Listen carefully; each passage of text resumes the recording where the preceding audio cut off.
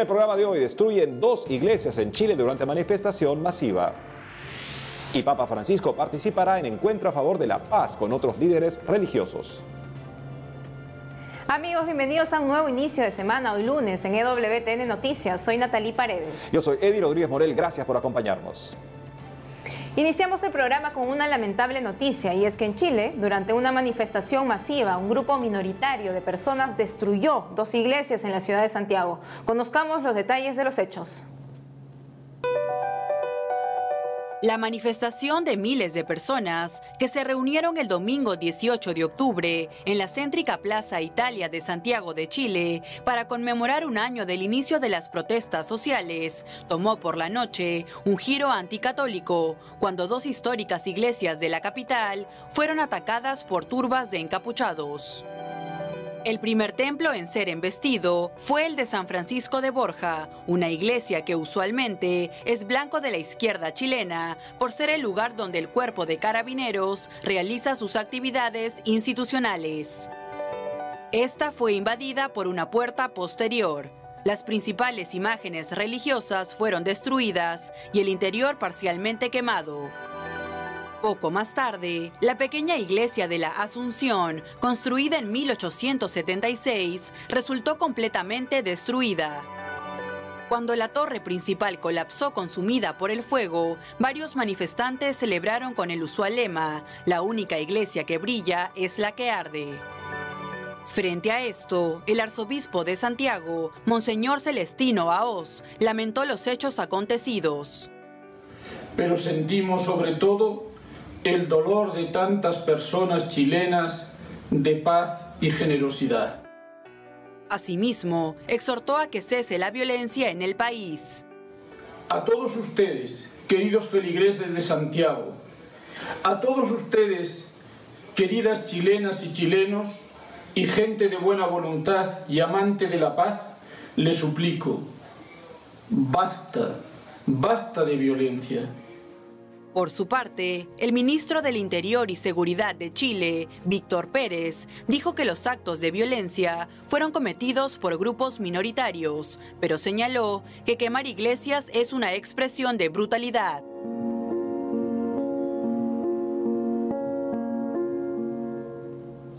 Realmente, amigos, es muy preocupante todo lo que está ocurriendo aquí en Chile.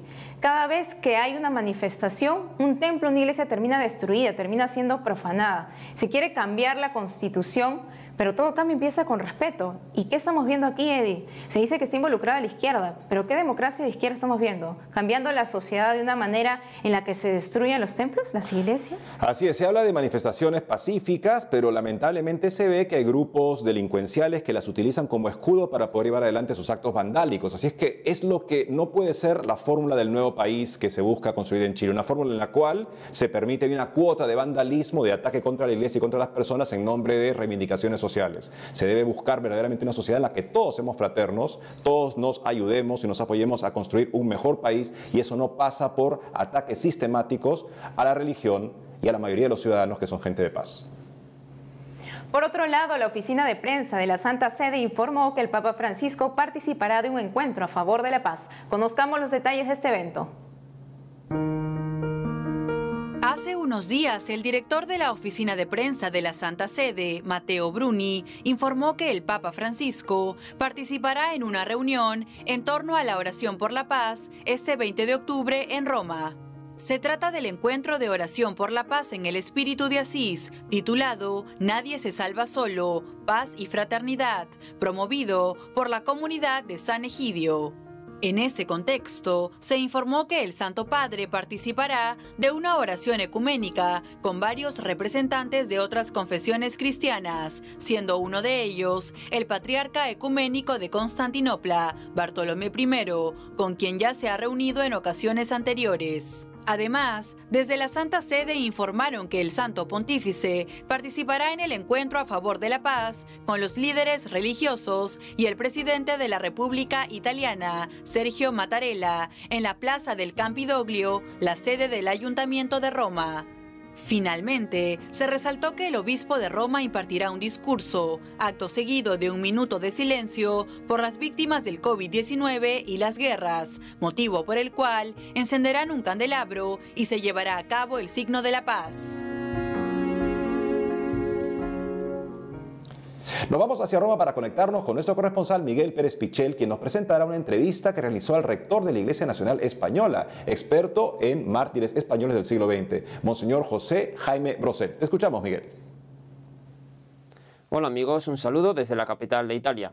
En una reciente entrevista concedida a EWTN Noticias en Roma, el rector de la Iglesia Nacional Española y experto en mártires españoles del siglo XX durante la Segunda República y la Guerra Civil, Monseñor José Jaime Brosel, destacó que los mártires españoles no pertenecen a un bando o a otro y señaló que todos murieron perdonando a sus asesinos.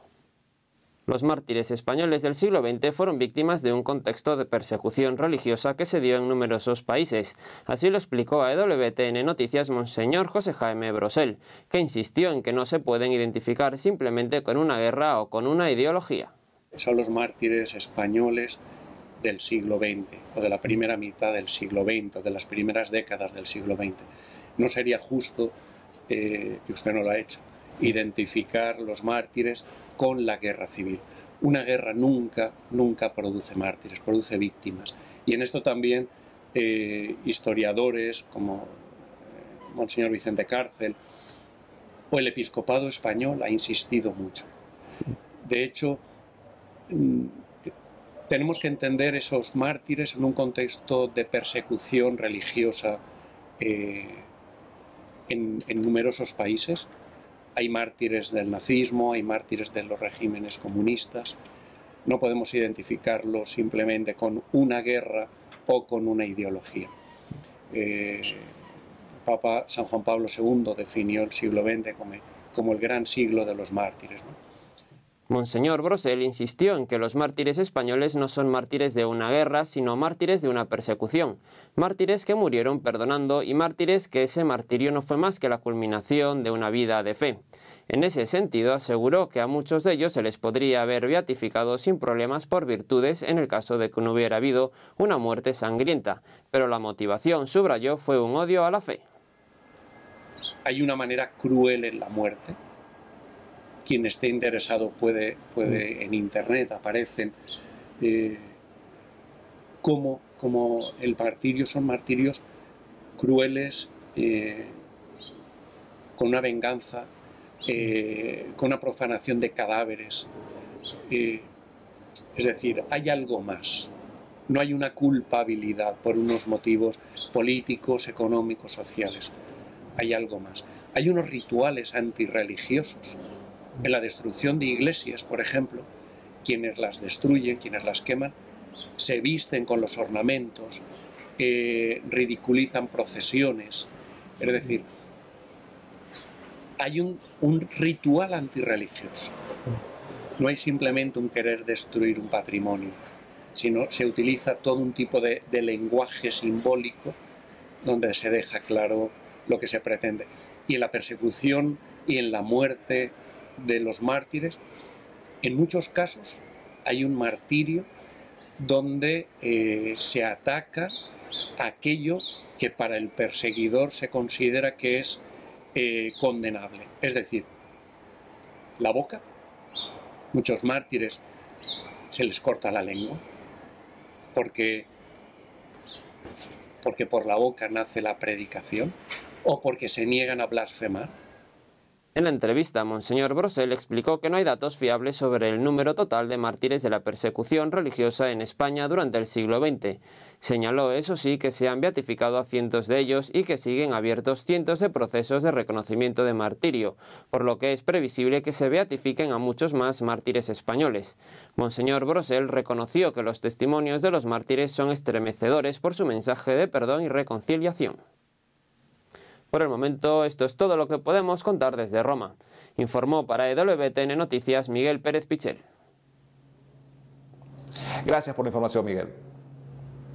Ahora les contamos que el próximo 3 y 4 de noviembre se realizará de forma online el 8º Congreso Nacional de Educación Católica para abordar los desafíos antropológicos y pedagógicos de la inteligencia artificial, dirigido a rectores, directores, docentes y estudiantes de las distintas instituciones de educación escolar católica. Para contarnos todos los detalles al respecto, estamos conectados con Roberto Pavés, director del área de educación de la Conferencia Episcopal de Chile. Roberto, bienvenido a EWTN Noticias.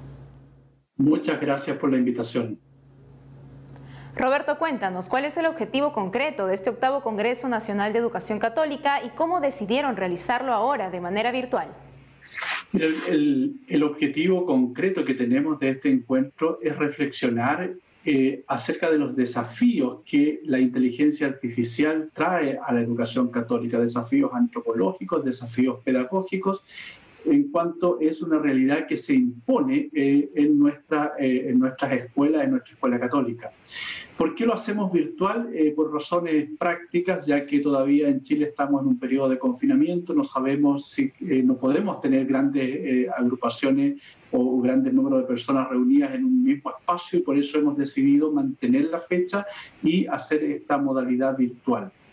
Por primera vez lo hacemos virtual, el año pasado por primera vez salió de Santiago, que es la capital, y ahora también queremos salir un poco más allá de nuestras propias fronteras que nos permite la tecnología actual.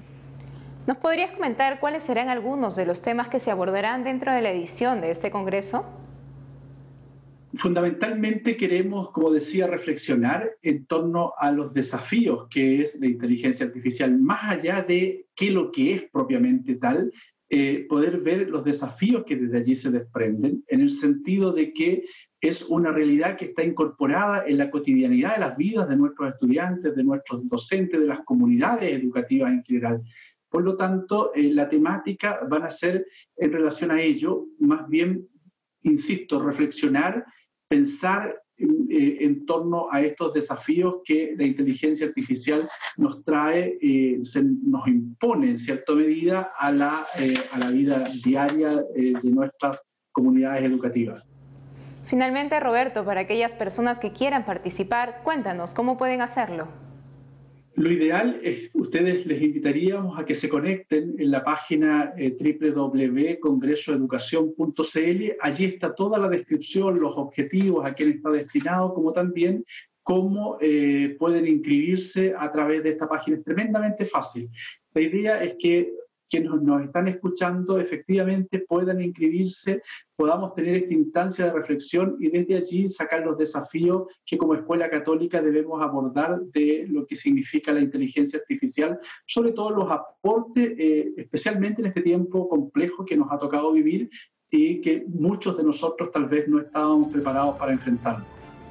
Roberto Pavés, gracias por haber estado con nosotros en EWTN Noticias. Muchas gracias a ustedes. Gracias, Roberto. Amigos, tenemos que hacer una pausa, pero al volver, Arzobispo aconseja peregrinaciones pequeñas por fiesta de la Virgen de Guadalupe. Además, Iglesia de Colombia pide liberación de la hermana Gloria Cecilia Narváez. Ya regresamos con más información en EWTN Noticias.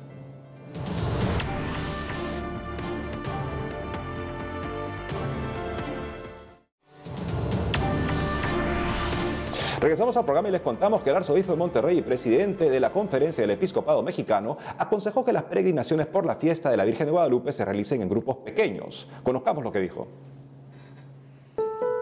Monseñor Rogelio Cabrera López, arzobispo de Monterrey y presidente de la Conferencia del Episcopado Mexicano, alentó a los fieles de su arquidiócesis a vivir con alegría las fiestas de Nuestra Señora de Guadalupe el próximo 12 de diciembre y además aconsejó que las peregrinaciones se realicen en grupos pequeños. A través de un videomensaje difundido el pasado 11 de octubre, el prelado lamentó que a causa de la pandemia se tengan restricciones que impidan expresar en su totalidad el cariño y afecto a la Virgen María, y especialmente en las peregrinaciones. No obstante, señaló que espera que de modo personal o también familiar, las personas no se olviden que es muy bueno peregrinar. Al respecto, el arzobispo de Monterrey subrayó que en obediencia a las autoridades no se harán peregrinaciones con gran afluencia de personas, esto con el propósito de cuidar la sana distancia y así evitar los contagios. En esa línea, indicó que para quienes decidan peregrinar en pequeños grupos, quedan vigentes 3 indicaciones a seguir, las cuales son el uso de cubrebocas, la distancia sana y el uso de gel antibacterial. En esa línea, Monseñor López expresó que respetando dichas disposiciones, considera que no se tendría ninguna problemática con las autoridades.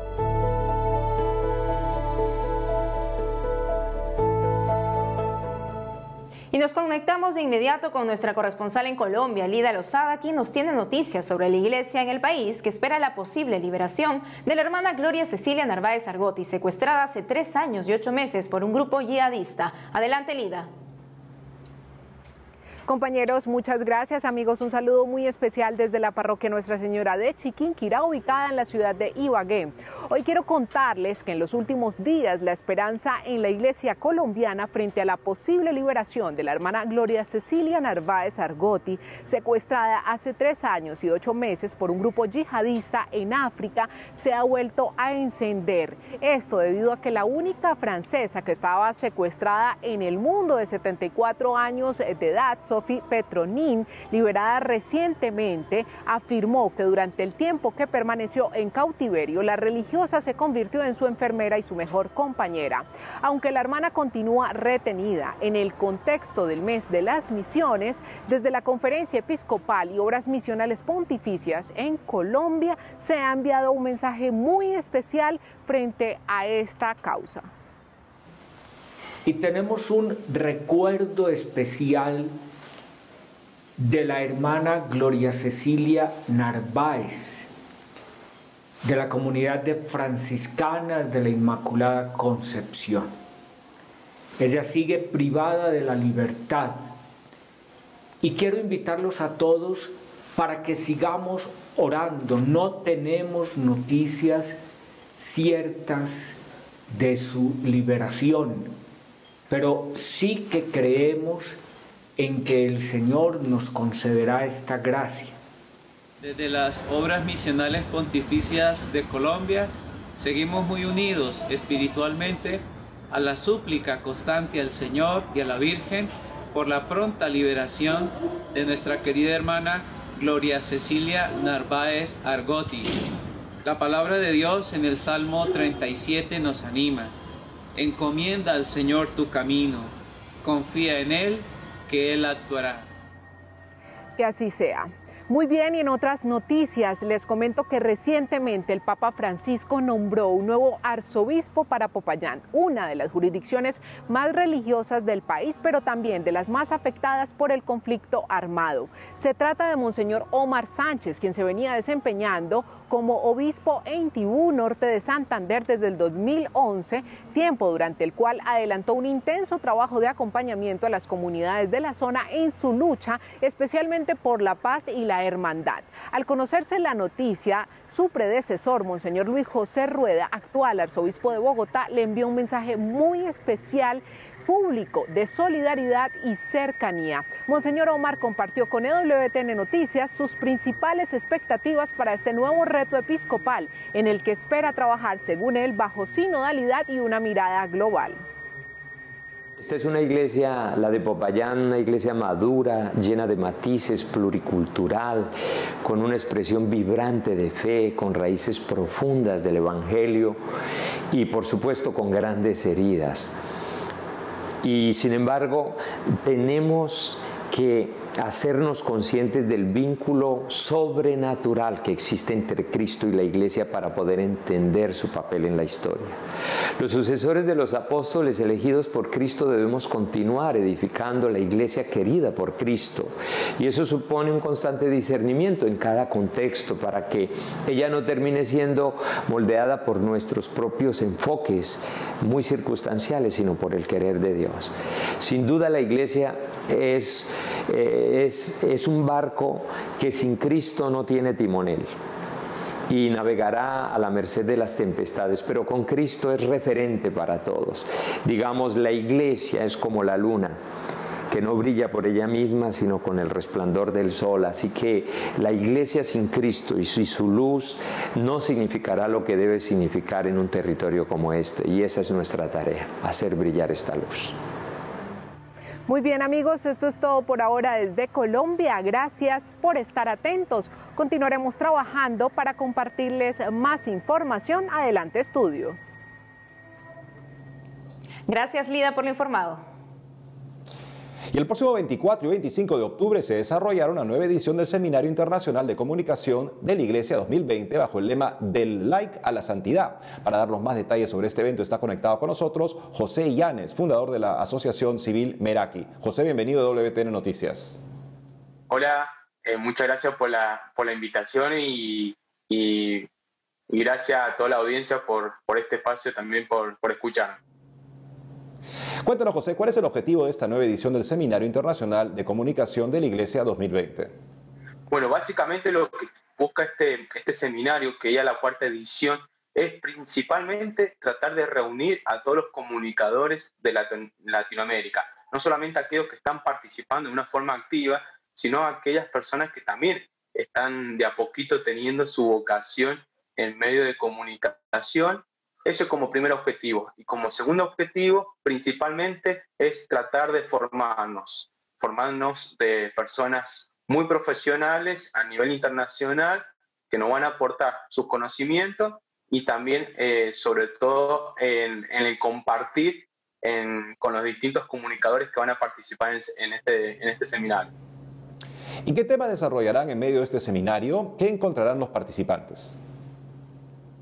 Bueno, básicamente va a estar todo en base al lema de este seminario, que es del like a la santidad, ¿no? Cómo pasamos de esa forma virtual, de esa forma de que estamos todo el día conectados a buscar y tratar de buscar nuestra santidad, ¿no? Como decimos nosotros de Meraki, todos estamos llamados a una vocación y todos estamos llamados a una santidad. Bueno, estamos convencidos que nosotros también en el área de comunicación nos tenemos que formar y también tenemos que buscar esa santidad de comunicador. Entonces, puntualmente, todo va a ir enlazado a esto, de cómo nosotros nos vamos formando y cómo podemos enriquecernos el uno al otro para crecer, primero en lo profesional, de cómo podemos evangelizar de una manera más atractiva, que tenga más cercana a la gente, y lo segundo es cómo también nosotros podemos buscar esa santidad que tanto anhelamos. José, ¿y qué consejo le darías a aquellos jóvenes que están emprendiendo proyectos comunicativos para hablar sobre la iglesia y que aún no tienen muy claro cómo informar? Bueno, yo por lo menos voy a contar mi pequeña experiencia, principalmente rezar. Creo que no podemos empezar un proyecto, una iniciativa, sino a partir de la oración. Creo que es lo primero que tiene que pasar. En segundo lugar, saber pedir ayuda y de uno también dejarse ayudar. Creo que eso es lo fundamental. Uno cuando quiere empezar con una iniciativa o un proyecto en general. Y lo tercero creo que es tener paciencia. Creo que los tiempos de Dios por ahí no son los tiempos de uno. Entonces, bueno, creo que si es de Dios, creo que a la larga, a la corta va a aparecer y va a crecer el proyecto. Finalmente, José, para todos los interesados en participar de este seminario, ¿qué deben hacer? Bueno, nosotros tenemos una página web que es www.sci20.merakiorg.com. Ahí ustedes van a poder encontrar todo lo que es el tema de la información, cuáles son los expositores, cuáles son los talleristas. Hay 3 distintos precios y ahí van a encontrar también todo el itinerario, tanto del día sábado 24 de octubre y domingo 25 de octubre. Directamente hacen la inscripción, realizan el pago y automáticamente ya se les genera un usuario y una contraseña para poder ingresar esos 2 días a participar del evento. José Llanes, muchas gracias por habernos acompañado en EWTN Noticias. Muchas gracias a usted y muchas gracias a toda la audiencia. Gracias nuevamente, José. Para finalizar el programa les traemos 5 frases que han dicho algunos santos sobre Rosario. En el mes del Santo Rosario, una devoción que se empezó a propagar por pedido de la Virgen María en el siglo XIII, muchos santos y beatos a lo largo de los tiempos han tenido un profundo sentir a esta oración mariana y han ayudado a su difusión. Aquí 5 frases de algunos santos que crecieron en santidad con el rezo del rosario. San Pío, el sacerdote de los estigmas y quien era muy devoto de Nuestra Señora de Fátima, aconsejaba estar cerca de la Madre del Señor. El santo decía: amen a la Virgen y háganla amar, reciten siempre el rosario. Para Madre Teresa, la Virgen María era fuente de alegría y camino hacia Dios, quien dijo: aférrate al rosario como las hojas de la hiedra se aferran al árbol, porque sin Nuestra Señora no podemos permanecer. Por otro lado, el Papa Peregrino decía que el rosario era su oración preferida. En una de sus frases más conocidas expresó: el rosario me ha acompañado en los momentos de alegría y en los de tribulación. A él he confiado tantas preocupaciones y en él siempre he encontrado consuelo. En tanto, San Juan Bosco, quien fue un gran propagador del amor hacia María Auxiliadora, afirmaba que sobre la devoción de la Virgen y el rezo del rosario basó toda su obra educativa. Él decía: preferiría renunciar a cualquier otra cosa antes que al rosario. Finalmente, para el Papa Pablo VI, el rezo del rosario exige un ritmo tranquilo y un reflexivo remanso que favorece en quien ora a la meditación de los misterios de la vida del Señor, vistos a través del corazón de aquella que estuvo más cerca del Señor.